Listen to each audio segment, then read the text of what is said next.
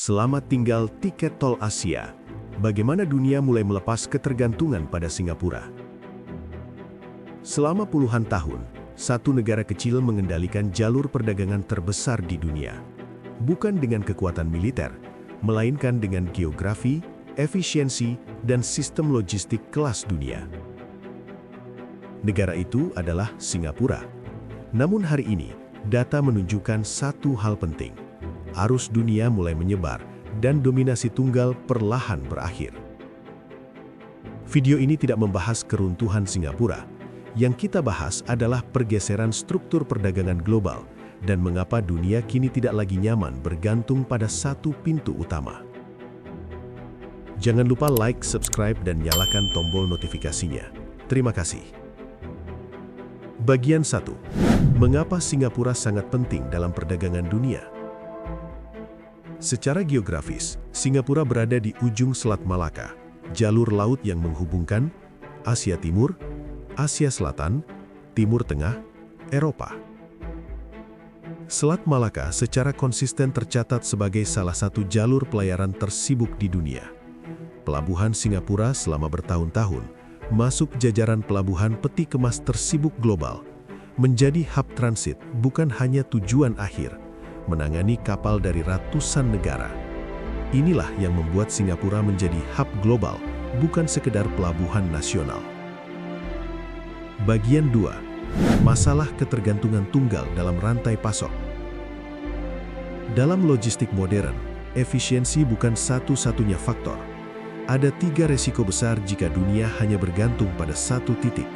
Resiko biaya, ketika permintaan tinggi dan pilihan terbatas, biaya cenderung naik. Resiko kemacetan, kepadatan kapal menyebabkan waktu tunggu meningkat.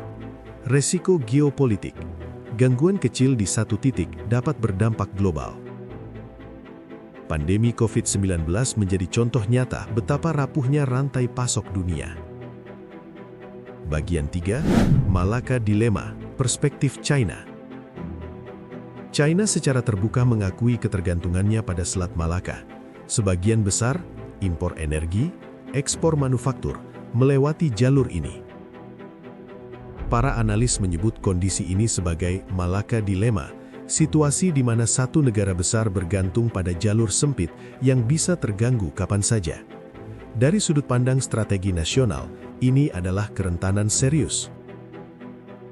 Bagian 4. Data perubahan. Munculnya pelabuhan alternatif. Dalam 2 dekade terakhir, terjadi tren jelas. Investasi besar pada pelabuhan laut dalam, peningkatan kapasitas pelabuhan non-Singapura, jalur logistik langsung tanpa transit tradisional. China melalui berbagai proyek internasional mendukung pembangunan pelabuhan di Asia Selatan, Asia Tenggara, dan Afrika Timur. Tujuannya adalah diversifikasi jalur, bukan penggantian total.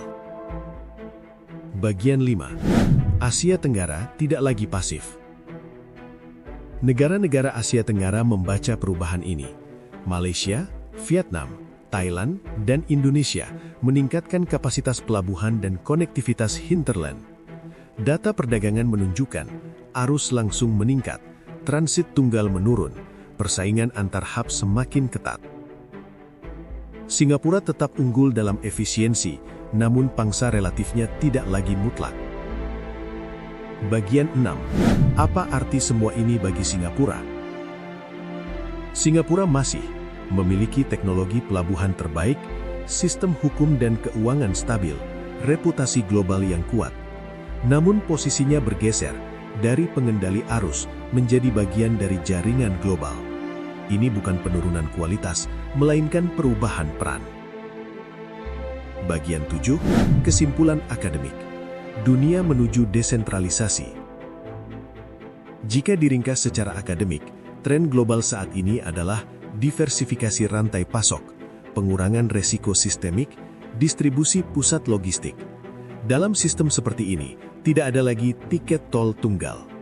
Singapura adalah contoh sukses luar biasa, bagaimana negara kecil bisa memainkan peran global.